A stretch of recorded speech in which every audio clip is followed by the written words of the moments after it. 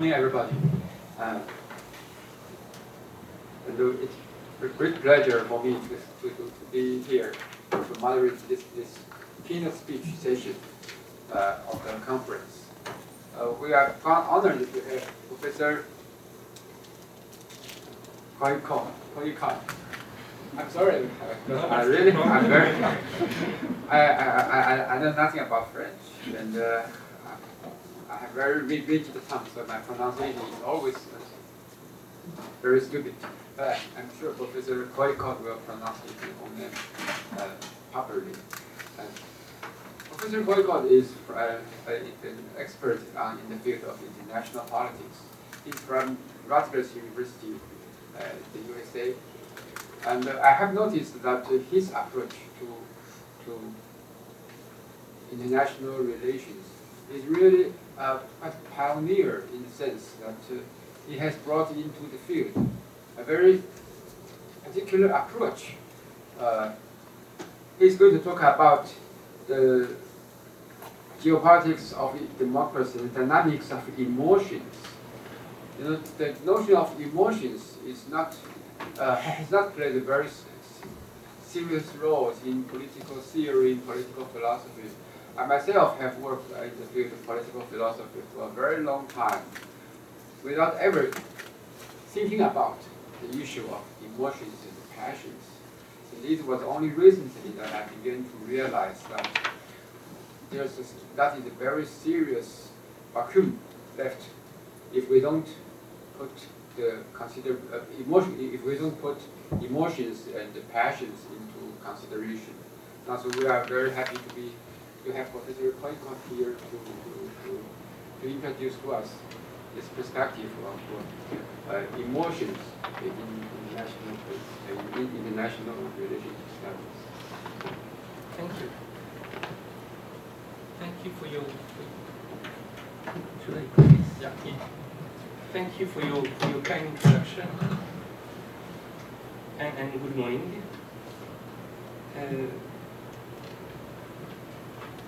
To begin with, I want to thank, of course, the organizers of this conference for having invited me to deliver this morning presentation, this morning keynote lecture.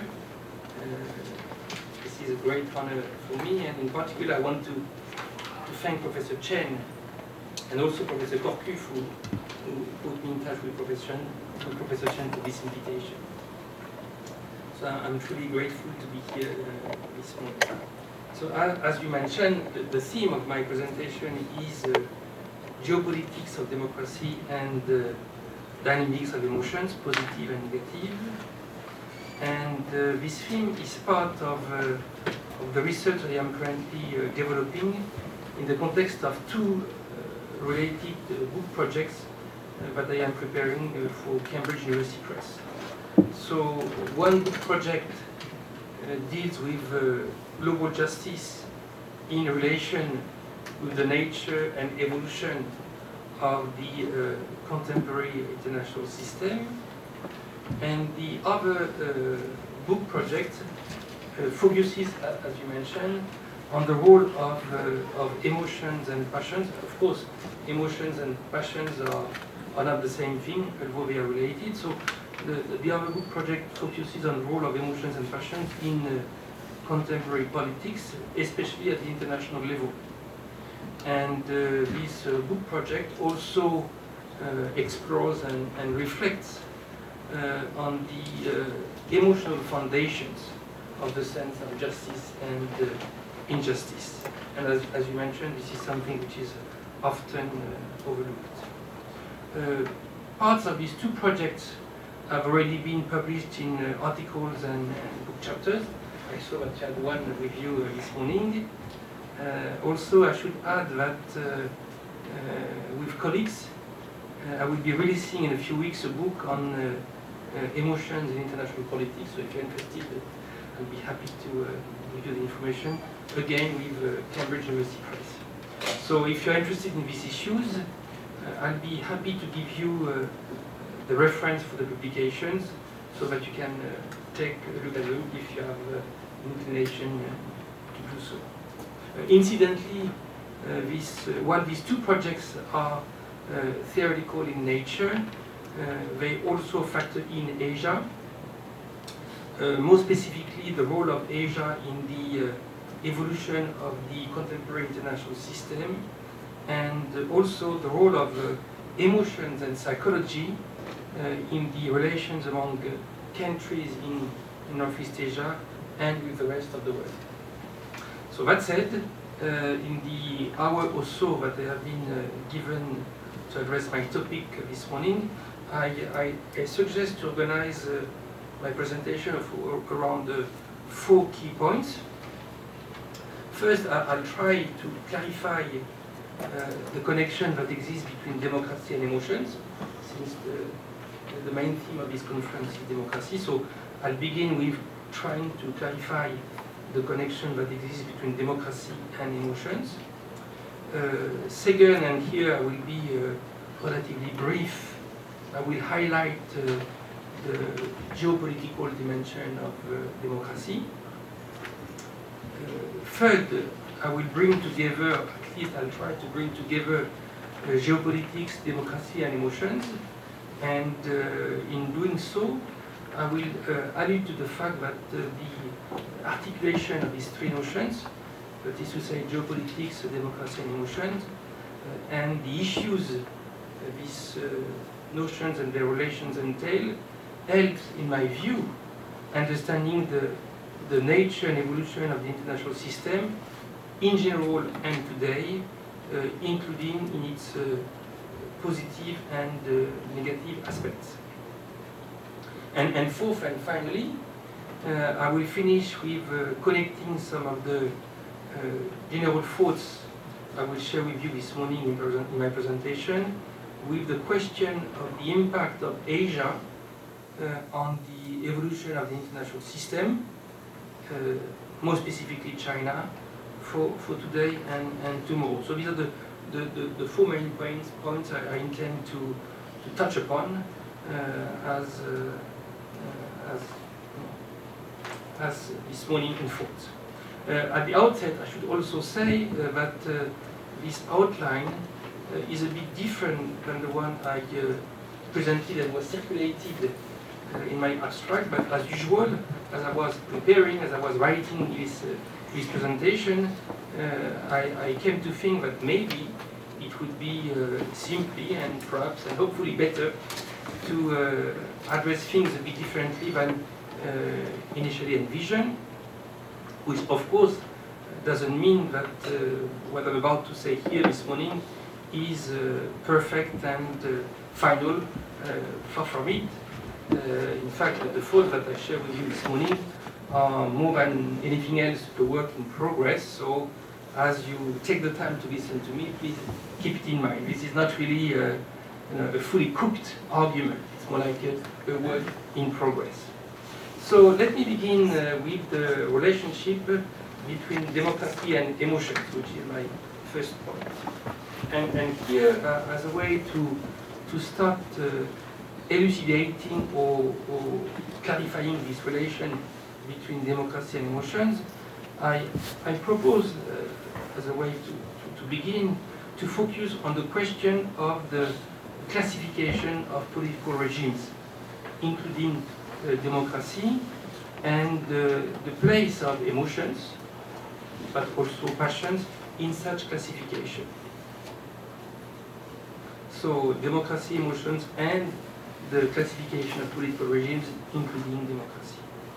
As you probably know, the classification of political regimes based on their respective characteristics has been a constant concern in Western political theory and Western political philosophy, including Western moral philosophy. In this regard, iconic names and iconic works are, of course, those of Plato and the Republic, Aristotle and the Politics, and Montesquieu and the Spirit of the Laws.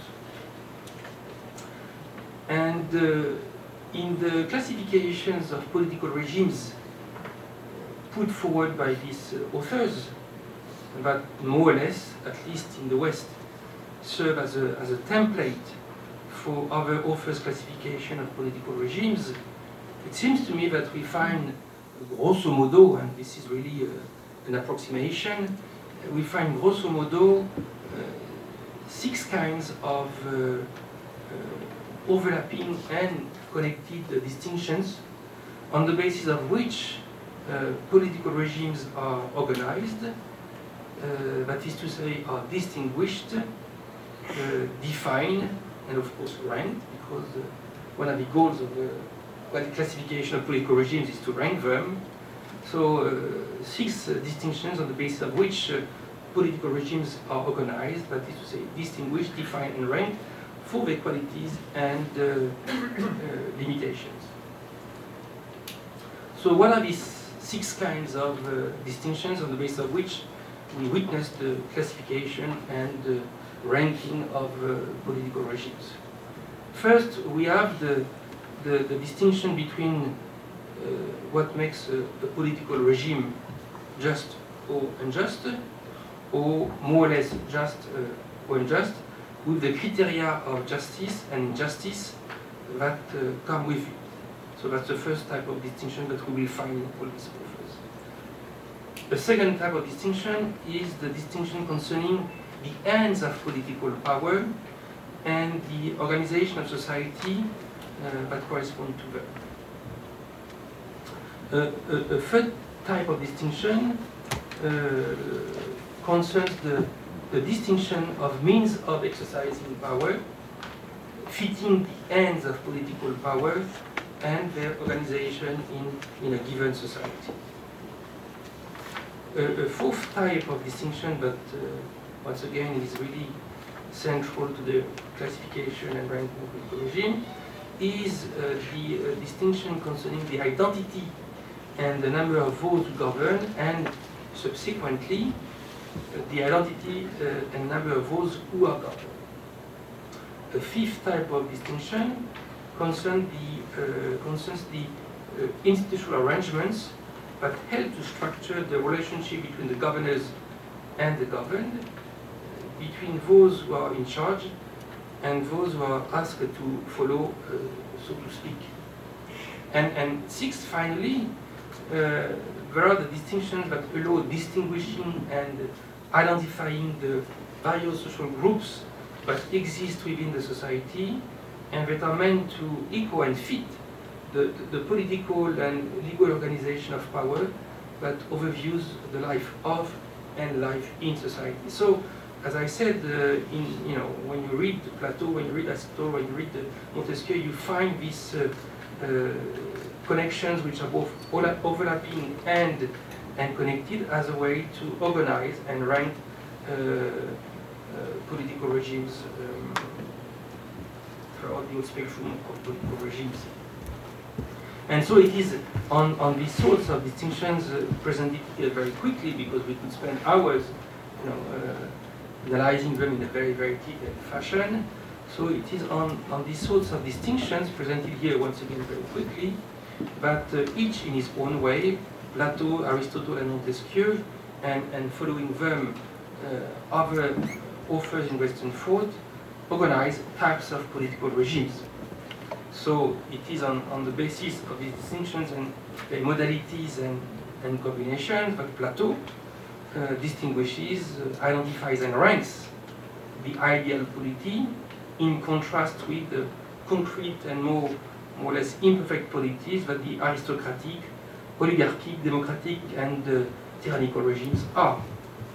It is on the basis of these distinctions and the modalities and combinations that Aristotle distinguishes, identifies and ranks the 3 types of political regimes, what he calls constitutions, that royalty, aristocracy and republic are, and the deviations that tyranny, oligarchy and democracy constitute. And again, it is on the basis of these distinctions as well that Montesquieu distinguishes, identifies and ranks these 3 types of government: the republican government, which includes democracy, the monarchic government, and the despotic government. Incidentally, on this issue of classification of types of political regimes, I do not know enough, I have to confess, to say whether or not similar distinctions are used in the moral and political philosophy traditions of the Asian region to classify and rank political regimes. But I guess it would be quite interesting to look into this, in particular in the framework of comparative political philosophy and theory. Maybe we'll have the opportunity to talk about this following my presentation. In any case, and this is the point I want to make here, and I'm a bit slow at making my point, but here we go. These types of distinctions and the classifications of political regimes that come with them are, in my view, not all there is to the identification of various political regimes. In fact, accompanying these classifications, these distinctions, and these political regimes are what we could call regimes of values and regimes of interest, but also regimes of emotions. In this regard, we could say that each type of political regime expresses a specific type of regime of emotions and can bring about a specific type of regime of emotions. And this is partly the case also because I think that to each type of political regime corresponds an anthropological type, that is to say, a type of individuals and their relations. And by saying this, I mean to say that that emotions are not only feelings. Emotions are also what we could call social markers, what we could also call socio-emotional actions and reactions connected to the social and political landscape and how in a given landscape power functions and unfolds. In particular, along with the classification of political regimes, there is always the celebration of certain values and emotions and the rejection of certain values and emotions. So this is to say, in a way, that the classification of political regimes always conveys value judgments on the right and wrong values and policies. But this is also to say that the classification of political regimes conveys as well judgments on right and wrong emotions, to be understood here as positive and negative emotions. The first one, of course, that is to say, right or positive emotions meant to be celebrated, and the second ones, of course, meant to be condemned and combated. For instance, I give you an example to move away a bit from this abstraction. For example, classically, tyranny is described as having ruthlessness and disregard for the rights and interests of people other than the tyrann as central value, and coming along with it, fear all around as one of its key emotions. And here, in fact, when I talk about the combination that brings together tyranny and fear as negative and, so to speak, wrong emotions, because of course tyranny is the wrong type of regime, I mean to say that fear is not simply in the heart, if you will, of the subjected people to the rule of the tyrant, but fear also in the heart of the tyrant. If you read about Stalin regimes or even Saddam Hussein's regime, you come to realize that in fact if these two individuals were imposing upon their citizens fear, they were themselves shaped by and inhabited by fear. I don't know if you know about this, but in the years preceding the invasion of Iraq in 2003, 4 years, so Saddam Hussein was never sleeping once in the same house the same night.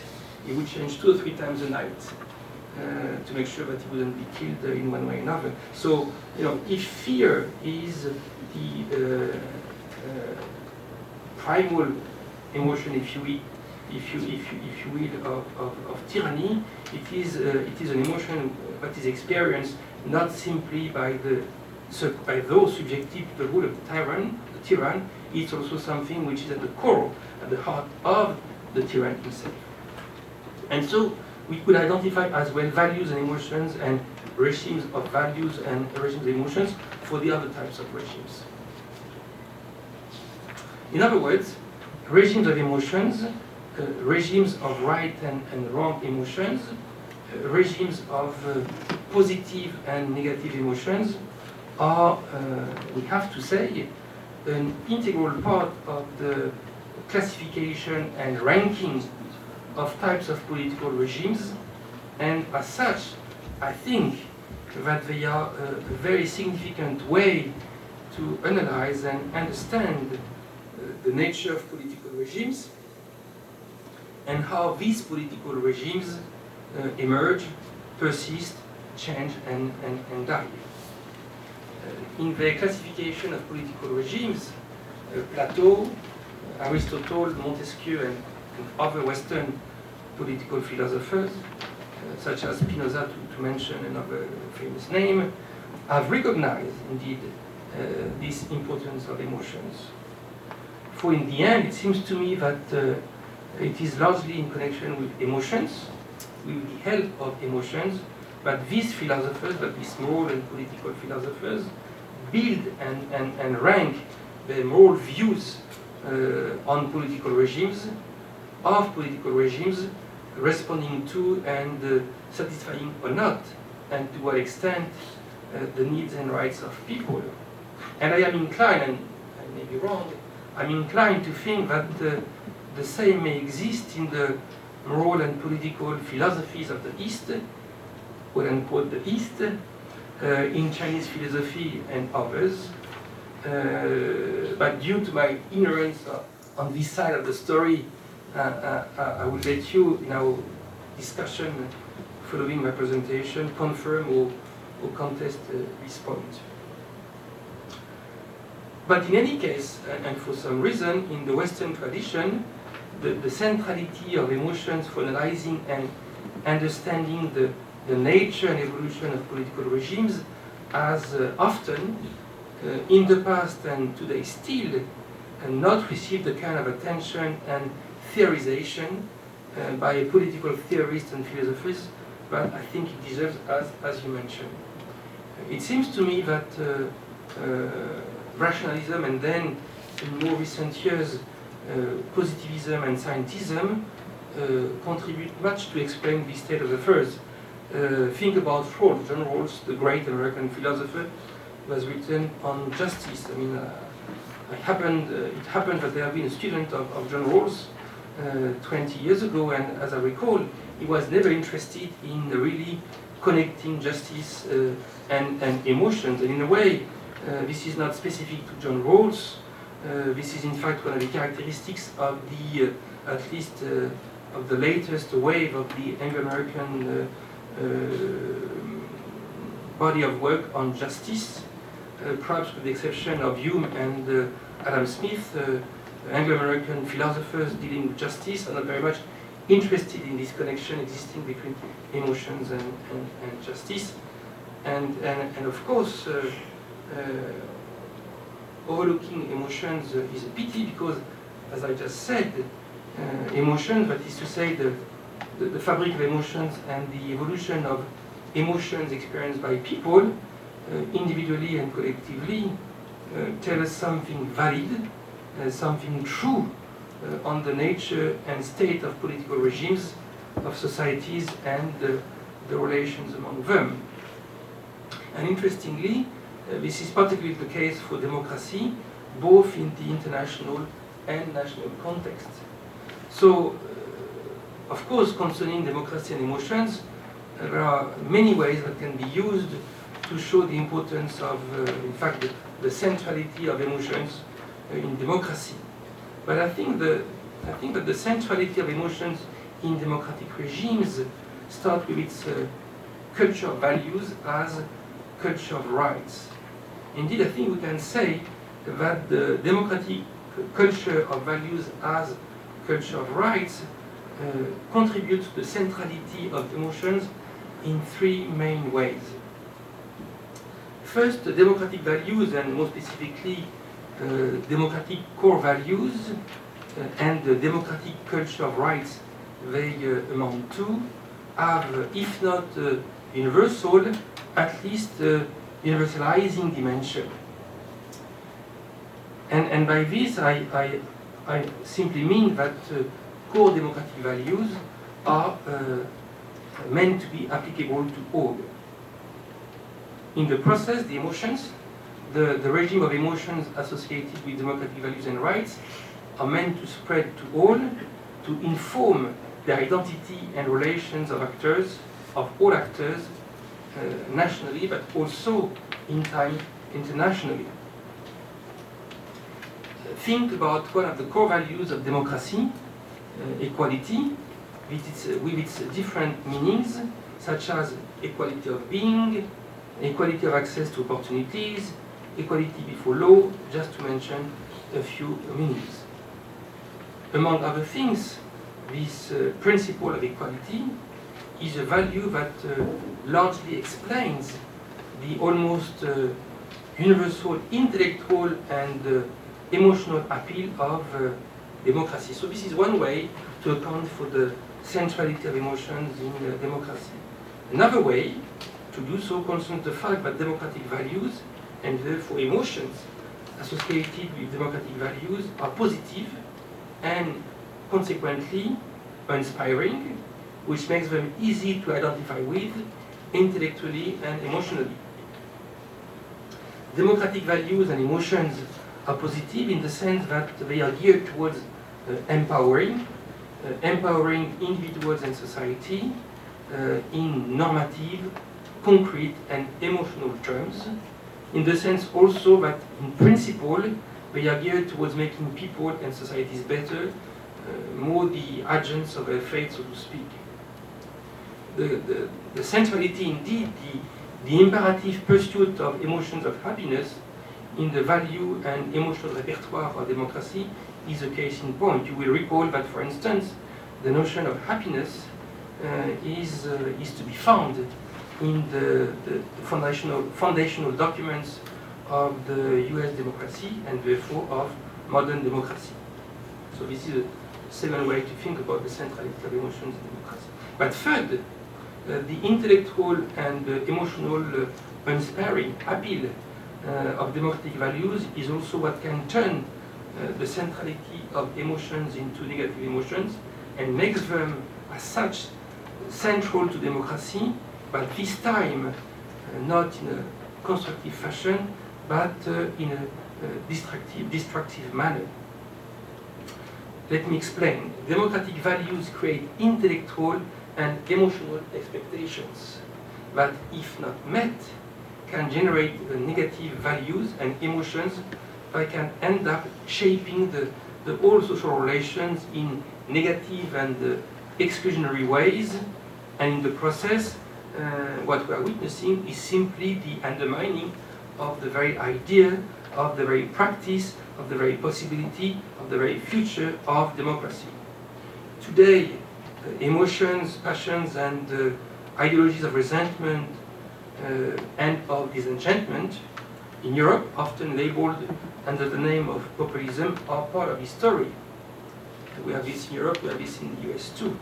But in my view, emotions, passions, and ideologies of resentment and even of death are also part or were also part in the first half of the 20th century of the failed experiments of democracy that led in Europe to Nazism and fascism and eventually World War II. So I tend to think that the most horrible horrors of the 20th century, Nazism and fascism, have much to do with the democratic culture of which we are part, I think.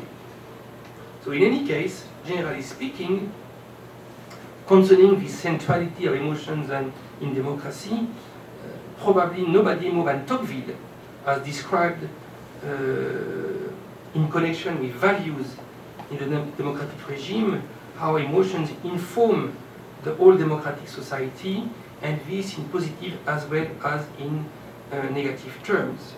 As you know, in his book Democracy in America, Tocqueville describes, for example, the positive emotions that come with the principle of equality, which gives the idea and the feeling that things are possible, but there is no social, no normative or emotional barrier that impede the full exercise of agency. But on the negative side, Tocqueville also shows that the value of equality can lead people to experience negative emotions and passions, especially when they are connected, when this value is connected to expectations and comparison of one another for the actors, and comparison which leads to a negative feeling. The emotions of envy and jealousy can be part of this painful experience for the democratic agent. And of course, such centrality of emotions in democracy, linked to the universal character of democratic values and rights, and their possible translations in positive and negative emotions, does not unfold only at the national level, it also shapes the international level.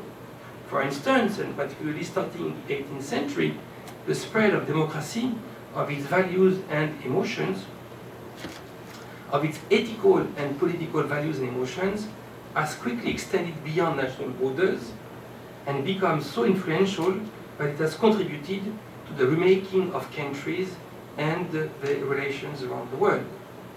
And as we know, this hasn't been an entirely happy story, but it is made of positive and negative elements. So this brings me to the question of the geopolitical dimension of democracy, to the question of the geopolitics of democracy. And here I will be relatively short, since this part of my presentation is more like a bridge as a way to bring together geopolitics, democracy, and emotions. And as a way to start on geopolitics, let me start with clarifying what I mean by geopolitics. Geopolitics, as you may know, is a term that was often used in Western Europe, especially in the late 19th century and early 20th century, but that we do not use much today. This is in part the case because of the bad reputation the term geopolitics has acquired through its use by German scholars and policymakers in the years prior to World War I, in the context of the German foreign policy of Machtpolitik and Weltpolitik, power politics and world politics. And yet this term of geopolitics is very, very useful. And it is useful in the sense that beyond its German use, it also refers to the inscription of power into the geography of the world. In the sense that as such, it refers to at least two kinds of considerations. First of all, geopolitics refer to the projection and translation of a given power into space. And second of all, geopolitics refers to the use of space to express and develop power, economic, military, political, and even and perhaps especially normative power. And so it seems to me that in this perspective we can argue that historically democracy has been part of a geopolitical project and an enterprise. And this is the case, in my view, for two reasons. So linking geopolitics and democracy. The first reason, having to do with this connection existing between democracy and geopolitics, concerns the fact that democracy is not a pure type of political regime. So democracy is not a pure type of political regime, that is to say, a regime that would be entirely and fully dedicated to the fulfillment of the democratic ideals and ideas that democracy lacks to present at its absolute normative foundations and horizons. So democracy is not a pure type of political regime, it doesn't have to do, it is not simply dealing with democratic ideals and ideas. And this is the case because, in fact, as we all know, democracy is an hybrid. Democracy is a political and normative hybrid that constitutes a type of political regime carrying and projecting nationally and internationally as much democratic values and norms as power and interest. Power and interest, but themselves are far from being very democratic because they are essentially also self-serving. In other words, the projection of democratic values is never so democratic that it is void of interest, including of national interest, and void of power politics considerations. This is the case for small democratic powers, and this is also the case, and all the more the case, in fact, for powerful democratic states. Think about the powerful democratic states of yesterday, which were also imperial powers, and think also about the US of today. So this is to say that historically, politically and normatively, there is a fundamental ambiguity and perhaps even contradiction at the heart of democratic power and ideals and ideas and the projection, especially when it comes to big democratic powers. Once again, here, think about the ambiguous foreign policy and the track record of the US today. So, what does it mean in the end, this kind of statement regarding the fundamental ambiguity and perhaps contradiction of at the heart of democratic power and democratic ideals and ideas? This means that while exporting democratic values, the democratic project, of course, is also projecting its power and interest, including the power of its democratic values and norms, and its repertoire of ethical and political emotions and passions, with these contributing to the expansion of its sphere of influence. The story of colonization, but also of decolonization, is part of this situation. The quote-unquote democratic quest historically became global via colonization. And even decolonization, in fact, in my view, fortified the normative and political influence of the West, since decolonization took place, including in the context of international law, essentially in the language of the West, in the language of sovereignty and self-determination, which are essentially notions owing much to the history of national and international law generated by the West. Hence the fact that we could say, if we wanted to be a bit ironic, that decolonization is another form of colonization, even if a progressive form of colonization. The second reason accounting for the fact that democracy has a geopolitical dimension derives, of course, naturally from the hybrid dimension of democracy that I just alluded to. And it concerns the fact that, based on what I just said about the ambiguity of democratic power, the expansion of democratic values in the past 2 centuries or so cannot be seen as an exclusively neutral and positive or negative impact-free enterprise for the world. This expansion of democratic values also expresses geopolitical interest and has contributed to create a roadmap in the context of which Western powers have largely managed to shape the geography of the world and the world to their image and interest. The nature and the ways in which international law functions have greatly contributed to the state of affairs. If you want, we can talk about this later. The strong links existing in the modern era between capitalism and democracy, with the difficulty of knowing which one of these two regimes, the economic capitalist regime and the political democratic regime, is serving the other, is another illustration and demonstration, if you will, of this situation.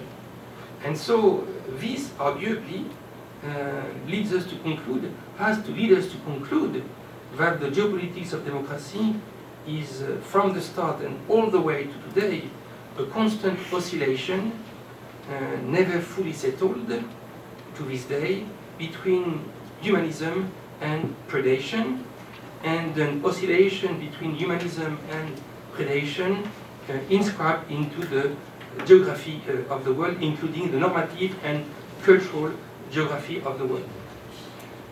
Needless to say, the situation is prone to undermine the ethical and political claims of the democratic project, of being right, or of claiming to be the embodiment of the right. I go back to this issue in a minute. Indeed, I intend now to expand on this issue in more specific terms by focusing on geopolitics, democracy, and emotions per se. So far, we have seen that emotions are part of the method to classify and rank political regimes. We have also seen that emotions are a central factor in democracy, nationally and internationally. In this regard, in addition, we have seen that the geopolitics of democracy at the international level ends up being an oscillation between humanism and predation. So, against this background, we have, I think, now to reflect about the three following questions.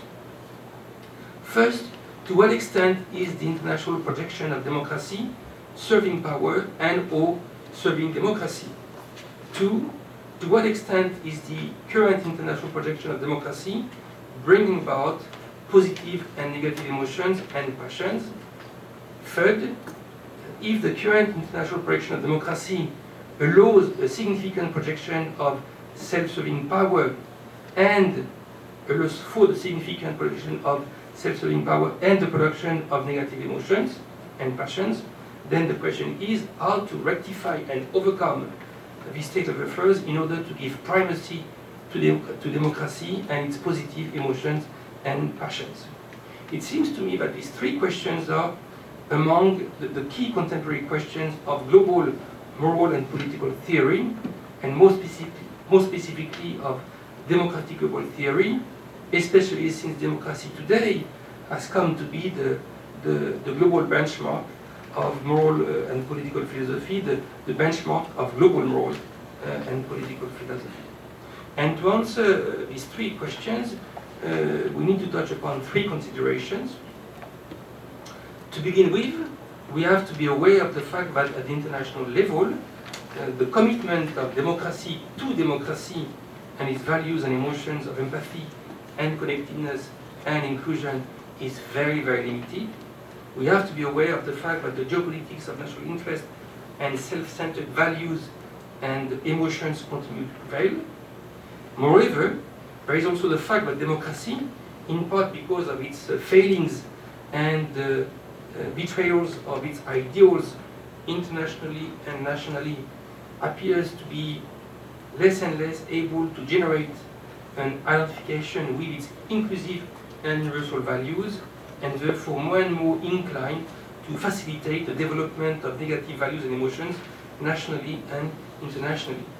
And finally, we have to think about how to reconnect the international projection of democracy with geopolitics of democracy. That would be more a projection of democracy and less a projection of power. And therefore, that would be a projection of democracy able as such to structure and nurture the development of positive emotions and passions internationally. So these are the three things that we have to think about. Since I just said that the democratic regime is an hybrid made of power considerations and democratic concerns at home and abroad, it is not surprising that I also say that internationally the commitment of democratic powers, especially of the big democratic powers, to democracy is quite limited. In the end, when these powers have to choose between the logic of a national interest and the logic of international responsibility and solidarity, represented by human rights and the international/global interest, and expressing values and emotions of empathy and connections, most of the time democratic powers, especially big democratic powers, prefer the former to the latter. This is to say that in the foreign policy of democratic powers, the values and emotions of inclusions, of democratic inclusions, beyond their own border and particularist ethics, are at best marginal. Having worked for the UN in the 1990s and in the 2000s, and it's in work for the UN and its Secretary General, at the time I was a speechwriter for Dr. Boutros-Ghali, I was well placed to see the state of affairs in the context of the humanitarian crisis and even genocides of the period, in Rwanda in particular. These crises did not trigger much action from democratic countries at the UN, such as the US, France, and UK. If you're interested, you don't have to be. I have published a whole book on the question titled Beyond the National Interest. Today in Syria, with now more than 200,000 civilian dead after 4 years of war, the quasi-inaction of the international community is another case in point of the limited commitment of democracies to democracy, to values and emotions of empathy, to human rights, to responsibility and solidarity beyond borders. And of course, we could multiply, we could find multiple examples of these situations. Now, what about democracy and what seems to be the current spread of negative emotions nationally and internationally? To be sure, as I said earlier, democracy is usually viewed as being deeply connected at the national and international levels with positive values and emotions. On the other hand, it is not as if democratic values and emotions could not make room of, or could not make room for, or even turn into negative emotions and passions, that is to say, emotions and passions that exclude and denigrate others. This can be the case, and in fact, it is often the case. At the individual and national collective levels, as I alluded to earlier, today the rise of populism and ideologies and policies of resentment, with the emotions and passions of rejection of the other that are now part of the national landscape in a number of European countries, including France, but also Europe. In the US, think about Donald Trump in the context of the US presidential campaign. So today, the rise of populism and emotions, passions, and ideologies of resentment is, to a large extent, a product of the crisis of political representation, of the loss of credibility and legitimacy of mainstream elites in these countries. But more broadly, I think that it is also an indication of the failures of democracies, of the growing gap between the aspirations created by democratic values and the inability of democratic regimes to fulfill intellectually and emotionally the aspirations they create. And it is, of course, also at the international level that democratic values lead to the production of negative emotions and passions.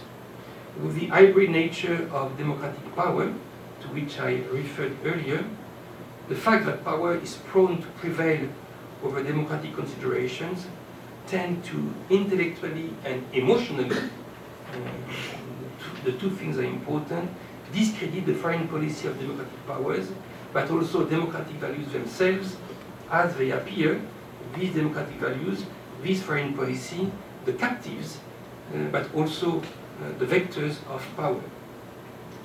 And in the process, of course, negative emotions and passions end up shaping in a significant fashion the international realm. Think about the culture of suspicion and paranoia that is structuring more often than not the world today, nationally and internationally. So, now, if there is some truth in this diagnosis, then the question becomes, how to overcome the state of affairs and ensure that the geopolitics of democracy goes beyond the negative emotions that now divide globally zones and areas of conflict. In order to answer fully this question, we would have to address this question in terms of co-responsibility at the world level. Co-responsibility for the democratic and non-democratic regimes, since both have a responsibility in the dreadful situation of today.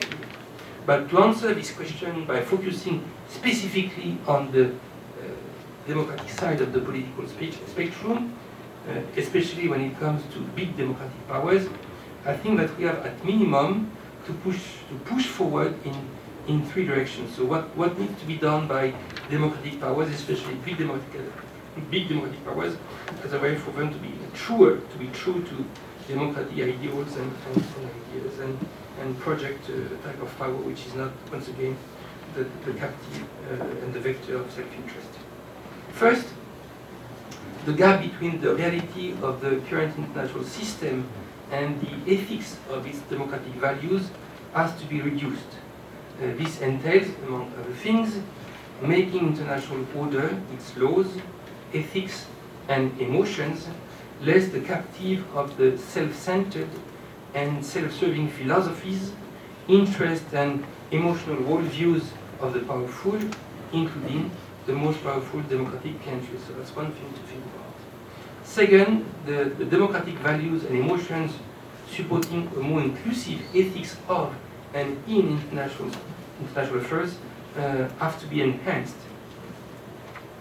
Among other things, this entails finding a better formulation and a better balance of power, of material and normative power, between the ethics, politics, emotions, and passions of national sovereignty on the one hand, and the ethics, politics, and emotions and passions of human rights on the other. So this is a second possible path for the way forward. Third, democratic values and the emotions associated with them have to be called upon at the international level in a morally non-righteous way. For the powerful democratic countries, democratic values should be used in a way able to help drawing the lines between what is right and what is wrong on the basis of a sense of self-reflection and self-awareness, on the basis of a sense of reflective and reflexive morality that could be mindful of the points of view and emotions of those at the receiving hand of history. I mean, essentially, democracy, democratic values, and the projection of democratic values has to stop being righteous. And so, short of taking these three elements seriously, bridging the gap, enhancing the democratic values and emotions, and then moving beyond righteousness. So short of taking these three elements seriously, the claimed moral superiority of democracy is, in my view, nothing more than a lie, nothing more than ludicrous. I finished my presentation, we're soon reaching 11 o'clock. So I finished my presentation with bringing together some of the general issues I addressed so far and the place of Asia in the international system and its evolution. And here in doing so, and since the rise of China is today a hot topic, at least in the US, I don't know how it is here, but this is something which is widely talked about in the US, the US being a bit scared. I want to focus here on whether or not there is a chance that in the near future, the international system and its actors could identify, including emotionally, with a China eager to serve as a global political power and open to alter significantly the international system. I guess this is one of the questions that one has to think about concerning the geopolitics, democracy, and regimes of emotions of tomorrow. And here I just wish to limit myself to examining if it will be possible for China to project internationally values and emotions that could generate identification of others with them, so that these values and emotions could become a source of soft power and a normative and emotional basis for the transformation of the international order. And here my short answer to this question is that I tend to think that it is quite improbable that China will succeed in generating global intellectual and emotional appeal, and therefore will be able to transform substantially the international system on its own terms. And I tend to think that this is the case, but this improbability is probably what will happen in the future, and so I tend to think that this is the case, in part due to the value and emotional factor. In this regard, the current predicament of China is somewhat reminiscent of the one of Japan in the 1980s. At the time, you will recall, for the ones who are old enough, which is not the case of everybody, at the time you will recall that analysts, in awe with its post-World War II rapid economic recovery and rise, saw it possible that Japan would surpass the US. And of course, we all know that this didn't happen. And in my view, it didn't happen in part, not only, but in part, because of a value and emotional issue. The values at the core of Japan's identity and the modalities and high level of national integration that accompany them, including the formulation of and relation with the other beyond borders, insist much on the unique and different character of the country and its culture. And it seems to me that this reality becomes an impediment, becomes an obstacle for other people to identify with Japanese values and embrace them intellectually and emotionally, and vice versa. In other words, even if Japan had continued to rise economically, which happened, the terms of what we could call Japanese exceptionalism were too inward-looking and homogeneous to easily permit others to recognize themselves in them, embrace them, and make them theirs, so that it could have become a possible value paradigm and an emotional basis for a reformed international order on Japanese terms. Well, regardless of the other factors that also make it improbable for China to be in the position of shaping in the future the international system in a very significant fashion, especially politically and normatively, it seems to me that China is in a somehow similar situation compared to the one of Japan. In my view, 4 types of obstacles especially stand in the way of the universalization, including the emotional universalization of Chinese values. First, at the most general level, there is always the uphill battle that replacing an international order and the paradigm of values and emotion that comes with it constitutes. This order has truly to be exhausted to render acceptable the cost of upheaval associated with a deep restructuration of the international system. Second, considering the somewhat fragile character of the domestic credibility of the Chinese regime, one wonders how this regime and its values exported into the international system could be intellectually and emotionally so attractive that they would be taken on board internationally. Third, this is all the more the case since the values China stands for at home and internationally are, in the end, lacking clarity.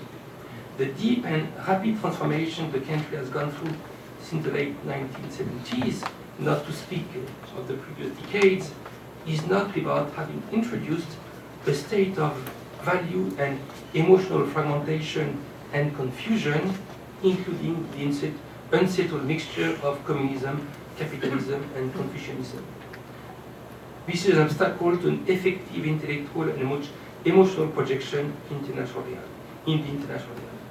Fourth and finally, a political regime shaped by authoritarian values and emotions is not well placed, to say the least, to generate a type of soft power able to contribute to a stable and credible international unification and international system. It's about 11 o'clock, so it is on this China knot, so to speak, concerning the future of geopolitics, democracy and emotions, and what we can guess of implications for the region, Asia, and for the international system.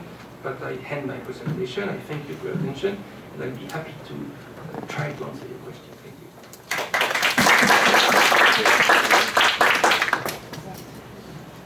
Professor Coicaud has delivered a keynote speech that is very rich in ideas, in practical implications, but also very lucid in his arguments, in his presentation.